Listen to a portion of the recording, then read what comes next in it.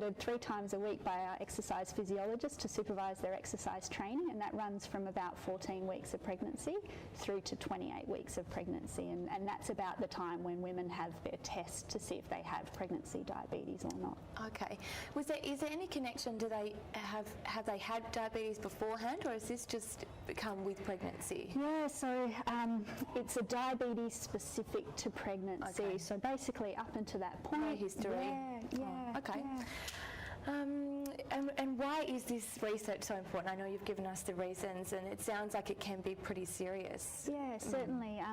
Given those potential health implications for both mother and baby, if we can find a way of preventing the condition from happening, it can have such great benefits, and it's, I guess, potentially could impact future generations as well, because if those children are potentially at increased risks of obesity and diabetes later in life, then themselves will have increased risks of, having pregnancy, diabetes and so on. So it's sort of like a recurrent cycle, if you like. Yeah. With the bike that goes stationed into their homes, what's the reaction like? Do they find they're enjoying it? Is it? Yeah. Look, I mean, most women volunteer for the study because they're kind of hoping that they get the exercise program. But at the same time, I have to admit, there are some women that are a bit horrified at the thought of this bike being delivered and the fact they have to exercise 3 times a week. But look, on the whole, the women really enjoy it because they have had pregnancy diabetes in a previous pregnancy. They all have at least one child already, and any mum will tell you finding time for exercise is really difficult. So this program aims to sort of take away all those barriers. So it's in the comfort of your own home. You don't have to go anywhere. You don't have to worry about transportation, childcare, because kids can be at home around you, and the fact that the trainer comes to the home as well. You've got the supervision aspect for any woman that's concerned about safety. How long are they on the bike for each session? It really individual. So some women come into the study with a reasonable level of fitness. Some don't have any exercise experience. So it's all tailored to each woman's individual levels. Okay, sure. Yeah. So the study is ongoing. Are there any results from previous research that you've been able to sort of see the direct implications of? Yeah, so you're right, the cycle study is ongoing, so we don't yet know the answer to the question of whether our program will prevent pregnancy diabetes, but last year we completed a study focusing on women that already had pregnancy diabetes. So one of my PhD students, Rhiannon Holst, she led this particular study, and she was looking at women diagnosed with GDM could implementing a regular home-based exercise program at that time help manage the condition. So rather than prevention, we're looking at management, and she found some really positive results. So women that completed her exercise program had lower daily sugar levels, better glucose control, and it's high sugar levels that's the whole problem with the pregnancy diabetes. And she also found her program only ran for 6 weeks, but within that 6 weeks she was able to change women's sort of intentions and attitudes towards exercise, as well as increase fitness. So that's pretty important to know, that within 6 weeks only you can improve women's fitness during probably the phase of pregnancy where things are starting to get a bit harder, they're getting bigger and so on. So what's been one of the highlights of your career? I don't think I necessarily could name a specific highlight.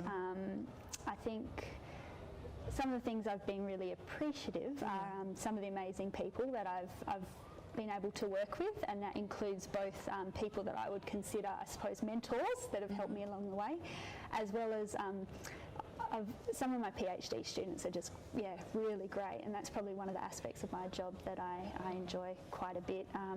Other than the people, probably the opportunities that I've had to travel. I've been really lucky in being able to attend conferences.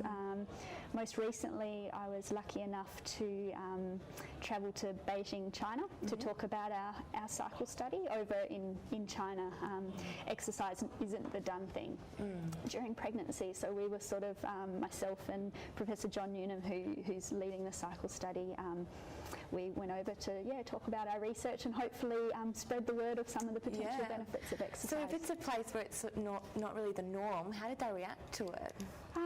Really positively, actually. We were surprised. We thought that we'd sort of presented our work and that it wasn't necessarily through anywhere, but we were really impressed to learn through different sort of sources and avenues that things actually were filtering through, and things were starting to take effect. They now have in one of the rooms in their hospital a little room set up with a couple of bikes, and women actually come into the hospital and do exercise during pregnancy, which is really encouraging. Yeah, great.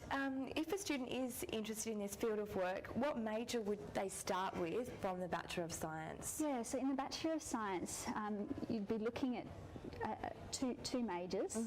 You'd be looking at a major in sports science and a major in exercise and health. Double major structure is important because those two majors are required in order to get accreditation from our governing body, which is called Exercise and Sports Science Australia. So they're the two majors that you'd be looking at. Okay. You're also in a teaching role. What's the learning environment like for UWA students?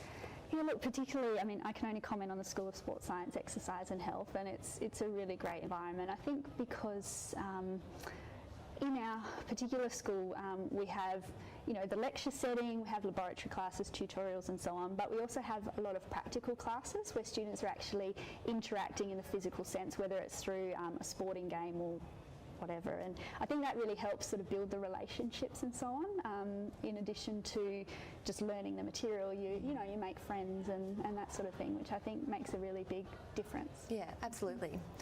Okay. Does the School of Sports Science, Exercise and Health offer students any other experiences outside of the classroom?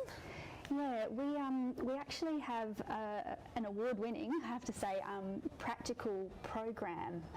It's been running for many years now. Essentially, in the third year of the Bachelor of Science, if you're doing the Sports Science and Exercise and Health majors, you complete 140 hours of practical experience or work experience, if you like. And there's a number of different potential routes that you can go for that experience, but students find that great to actually be out in the workforce, seeing what it's like doing what it is they think they might want to do in the future. Yeah, absolutely.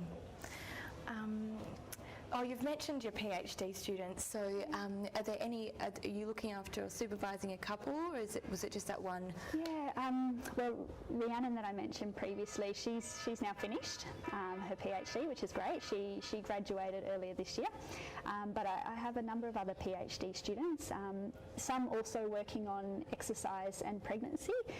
And then I have others that are working on sort of another research focus, which is the effects of exercise on appetite. So in terms of, maintaining a healthy weight, it's all about what you take in through food and drink and how you balance that with the energy you expend through exercise. Okay.